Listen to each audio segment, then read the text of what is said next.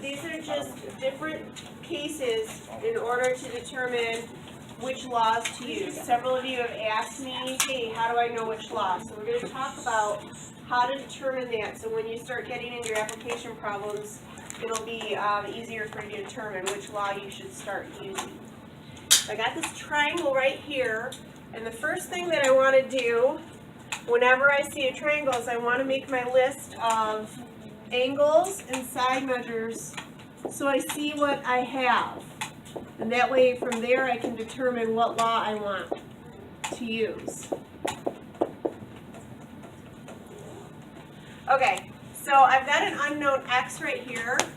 For me, just to keep everything straight, that's where I'm going to start with my A. So if that's my capital letter angle A here, I look straight across, that's my side, small a, and then I just continue filling in my triangle from there. So that way I can make my list and see where do I have numbers, and I'm going to want to take a look at that.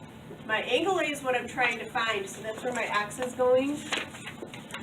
And then they give me side A, which is 5, side B, which is 12, and side C, which is 7. And I want to take a look and see what I notice. What do you guys notice about the relationship of where the numbers are in this triangle? Where are my measurements?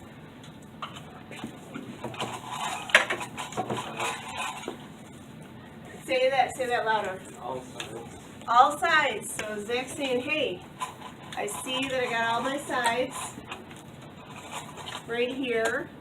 I see that in my triangle. And I can see that in my table right here. I've got all sides. So what would I call that kind of a relationship in a triangle? If I have a side. So when I have a side triangle, that's when I know I'm going to use which law? Cosine. Cosine. Yeah. What makes you say that? Because when you use cosine, you can solve for the angle because there's 3 different. That's a good point. When I'm using cosine, I can solve for the angle. And a huge giveaway, if you notice you have a triangle with all 3 sides, immediately go to that law of cosine. I called my unknown A last time. Let's name it something different this time. What do we want to name it, B or C? Doesn't really matter to me. C? Let's call it C. So my little C will go with my X right here. That's my unknown. That's what they want me to solve. Now what's important, what do I have to keep track of? If I give this side my name's this side name's C, what do I got to make sure I pay attention to when I name my angle? It's got to be C. Yes, Jose, thank you. So my capital C's got to be directly across from side C. Now, Amanda, does it matter where I put my B or A over here? No. No. Where would you like A to go?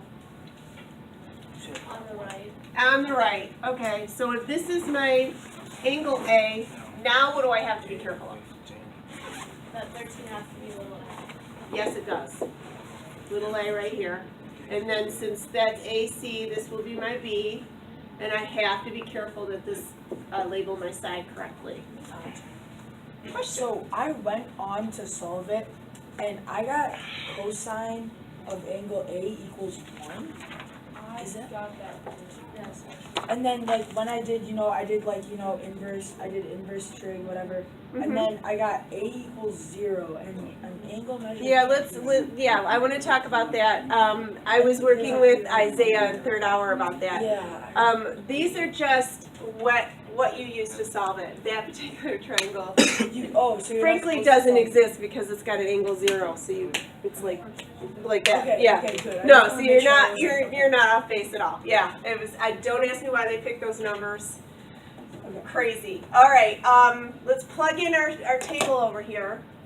I don't know my angle A. Don't know angle B. I know angle C is 87. I've got little b, that's 24, and I've got little a, that's 13. I'm trying to find my x. Let's look at our triangle, let's look at our table, and then let's mark where we see numbers in our triangle as well. And I've got a measurement right here at this angle. What relationship do you guys see in this triangle as far as the numbers and where they're at? Side angle side, yes. So in this particular case, side angle side, we would use the law of cosines again.